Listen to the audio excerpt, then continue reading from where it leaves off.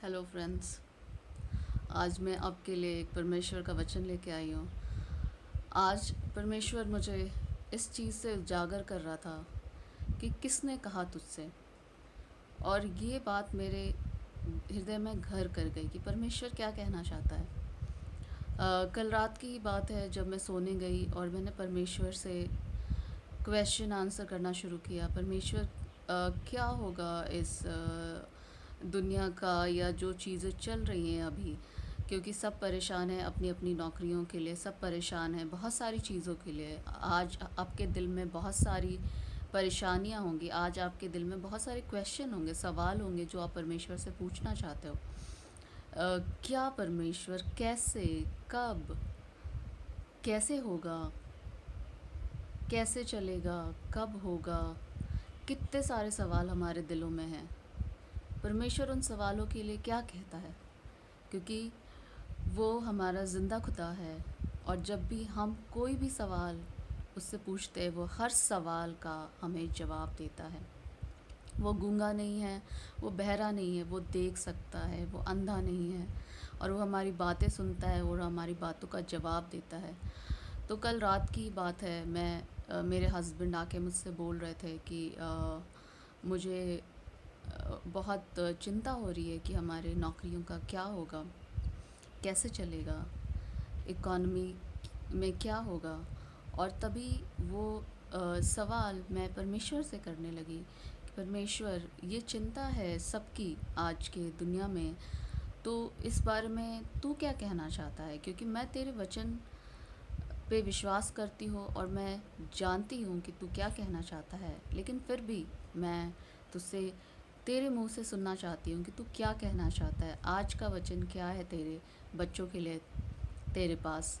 तब परमेश्वर मुझसे बात करने लगा और उसने मुझसे कहा, और वो मेरा ध्यान उत्पत्ति के 3rd चैप्टर के 7th वर्स में लेके गया, जहाँ पे एडम और ईव दोनों को परमेश्वर ने गार्डन ऑफ ईडन में रखा था, और उनसे कहा था कि वहाँ पे गार्डन के बीच में दो पेड़ हैं। एक जो है knowledge of good and evil, यानी सही और गलत के पहचान वाला पेड़, और दूसरा है ट्री ऑफ लाइफ, यानी ज़िंदगी देने वाला पेड़। तो परमेश्वर ने कहा कि तुम सबसे खा सकते हो, लेकिन जो पेड़ है जो knowledge of good and evil है, यानी जो सही और गलत में जो पहचान कराता है, उस पेड़ से तुम नहीं खाओगे, लेकिन तुम बाकी सब पेड़ से खा सकते हो। और जब शैतान ने ईव को टेम्प्ट किया और उसने बोला कि परमेश्वर नहीं चाहता कि तुम इस पेड़ से खाओ, क्योंकि तुम जब इसको खाओगे तो तुम परमेश्वर जैसे हो जाओगे, और उसने उन्हें डिसीव किया कि इसका फल बहुत अच्छा है, तुम इसको खा के देखो, तुम ट्राई करो, जैसा कि शैतान का नेचर है, जैसा कि वो करता रहता है। वो हमारे दिमाग से खेलता है, वो हमारे दिमाग में अलग अलग तरीके के गलत गलत थॉट्स डालता है। वो हमें गलत चीज़ों पे मन लगाने को कहता है, जैसा कि उसने ईव को कहा। वो तो परमेश्वर ने उन्हें अपने जैसा ही बनाया था, बट फिर भी उसने उनको टेम्प्ट किया, डिसीव किया कि नहीं, तुम जब इसको खाओगे तो तुम परमेश्वर जैसे हो जाओगे, जबकि वो तो परमेश्वर जैसे ही थे। परमेश्वर ने उन्हें अपने जैसा ही बनाया था, अपने इमेज में बनाया था। लेकिन फिर भी शैतान ने उन्हें डिसीव किया और उन्होंने उस पेड़ में से खाया। जब वो उन्होंने उस पेड़ में से खाया, और वचन कहता है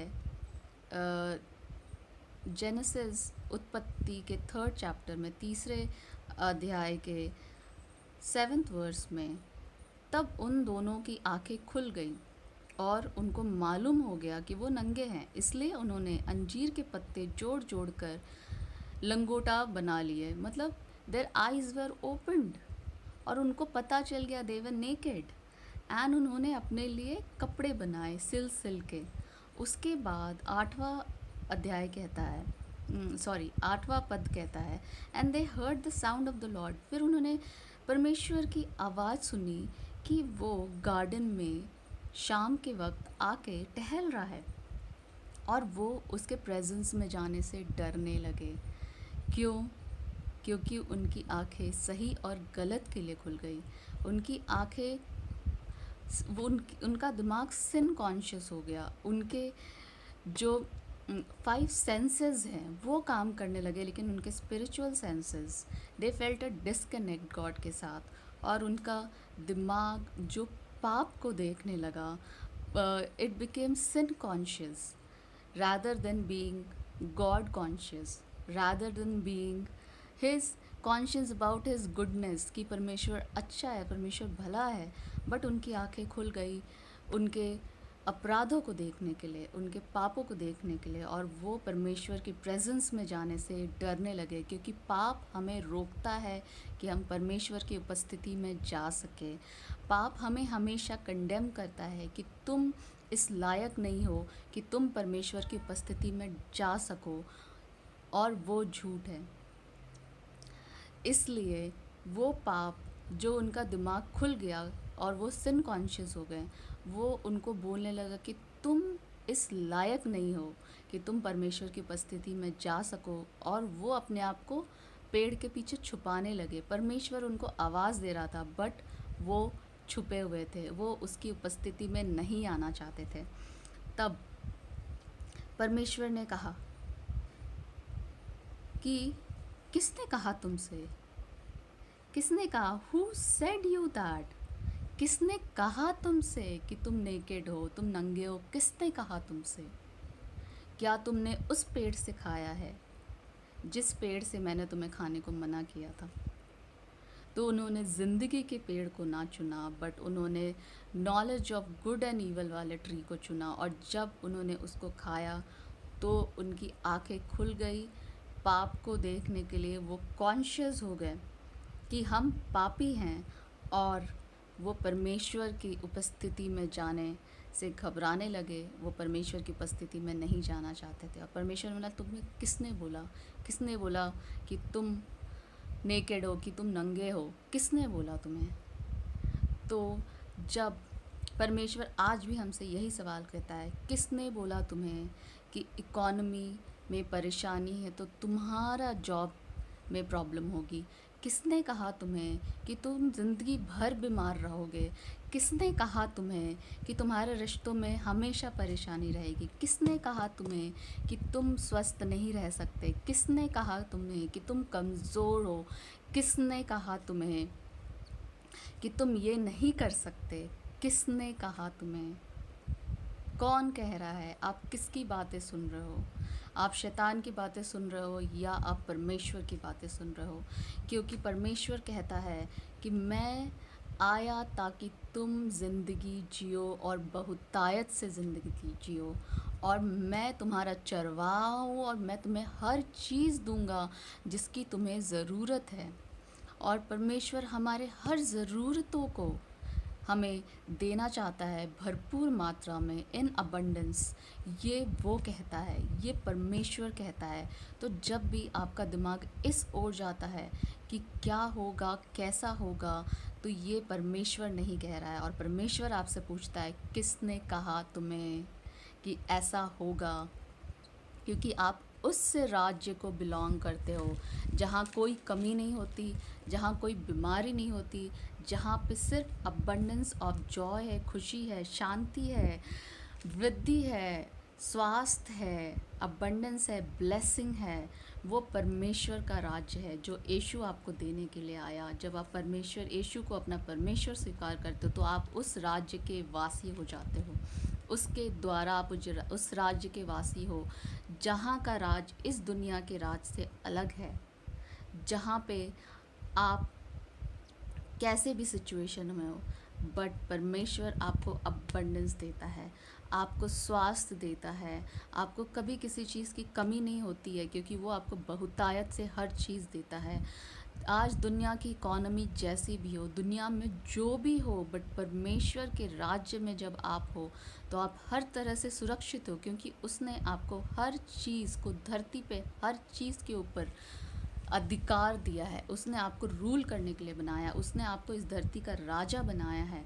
तो जर्म्स और वायरसेस, वो हर चीज़ आपके नीचे हैं, क्योंकि उसने आपको रूल करने के लिए बनाया। ये परमेश्वर का वचन कहता है। जब आप ये कहते हो कि वो चीज़ हमें इफ़ेक्ट कर सकता है, यानी कि आप परमेश्वर के वचन पे विश्वास नहीं करते हो, आप उसकी बातों पे विश्वास नहीं करते हो, पर आप शैतान की बातों को सुन रहे हो, आप दुनिया की बातों को सुन रहे हो, क्योंकि उसका वचन तो इससे जस्ट ऑपोजिट कहता है। उसका वचन कहता है कि तुम इन चीज़ों पे राज करो, तुमको मैंने इन सब चीज़ों पे अधिकार दिया, ये धरती तुम्हारी है, तुम राज्य करो, तुम फ्रूटफुल रहो, तुम मल्टीप्लाई करो। ये उत्पत्ति के 28th chapter, first chapter and 28th verse में है कि परमेश्वर कहता है कि और परमेश्वर ने उनको आशीष दी कि और उनसे कहा, फूलो फलो और पृथ्वी में भर जाओ और उसको अपने वश में कर लो, और समुद्र की मछलियों तथा आकाश के पक्षियों और पृथ्वी पर रेंगने वाले सब जंतुओं पर अधिकार रखो।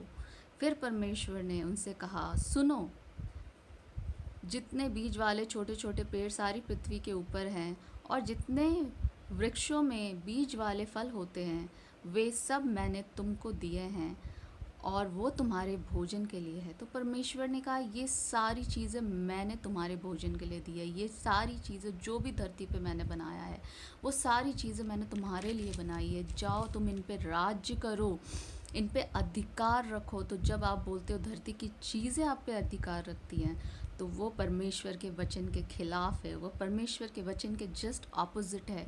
तो मैं आज आपसे ये क्वेश्चन पूछना चाहती हूँ, किसने कहा आपसे? क्या आप परमेश्वर की बातें सुन रहे हो या दुनिया की बातें सुन रहे हो? क्योंकि परमेश्वर की बातें दुनिया की बातों से अलग है, और हम जो उस पर भरोसा रखते हैं, हम उसकी बातों पे भरोसा रखते हैं, हम उसके वचनों पे भरोसा रखते हैं, और हम दुनिया पे भरोसा नहीं रखते हैं। इसलिए हम चमत्कार देखते हैं अपने जीवन में। जब आप दुनिया की बातों पे भरोसा रखते हो, तो आप परमेश्वर के चमत्कार को अपने जीवन में नहीं देख सकते हो। क्योंकि विश्वास का मतलब क्या होता है? विश्वास का मतलब वो होता है उन चीज़ों की कल्पना करना, उन चीज़ों को होते हुए देखना जो चीज़ें नहीं हैं, वो एग्जिस्ट नहीं करती है, लेकिन उन चीज़ों को आप देखते हो। यू हैव होप कि वो ऐसा होगा। वो होता है परमेश्वर की बातों पे विश्वास रखना, कि परमेश्वर का जो वचन है वो सच्चा है। जब परमेश्वर कहता है कि मैं तुम्हें हर चीज़ दूंगा, तुम मुझ पे भरोसा रखो, मैं तुम्हारा चरवाहा हूँ, मैं अच्छा चरवाहा हूँ, मैं तुम्हें कभी किसी चीज़ की कोई कमी नहीं होने दूंगा, तो किसने कहा तुम्हें कि तुम्हें कमी होगी? मेरे कोड़े खाने से तू चंगा हो गया, मैंने तुझे अपना वचन भेजा और तुझे चंगा किया। तो किसने कहा कि आप बीमार रहोगे, आप कभी चंगे नहीं हो सकते? किसने कहा आप कमज़ोर रहोगे? क्योंकि वो बोलता है कि मेरी ताकत, in your weakness my strength is being perfected. मैं तुम्हें ताकत दूंगा। तो किसने कहा आपसे कि आप कमज़ोर रहोगे? किसने कहा आपकी ज़िंदगी कभी अच्छी नहीं होगी?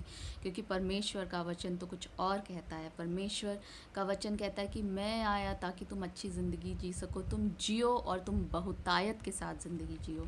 हर चीज़ बहुतायत में, खुशियाँ बहुतायत में, अब वृद्धि हर चीज़ में बहुतायत में। और परमेश्वर ने कहा है, मैं तुम्हारे हाथ के हर कामों को ब्लेस करूँगा, और तुम्हें पूछ नहीं पर तुम्हें सर ठहराऊँगा, और तुम हमेशा हर चीज़ में आगे बढ़ोगे। तुम अंदर आते समय यू आर ब्लेस्ड, बाहर जाते से तो समय तुम ब्लेस्ड रहोगे, तुम हर चीज़ में आगे बढ़ोगे, और मैं हमेशा तुम्हारे साथ रहूँगा।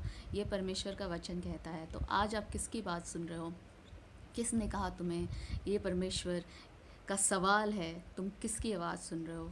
जब आप परमेश्वर की आवाज़ सुनते हैं, तो आप दुनिया में जो भी चीज़ हो रही है उससे घबराते नहीं हो, बट आपका दिल, आपका दिमाग, आपकी आंखें उस पे टिकी हुई हैं जो सच्चा है, और जो अपने हर वचन को करता है आपके जीवन में। God bless you all.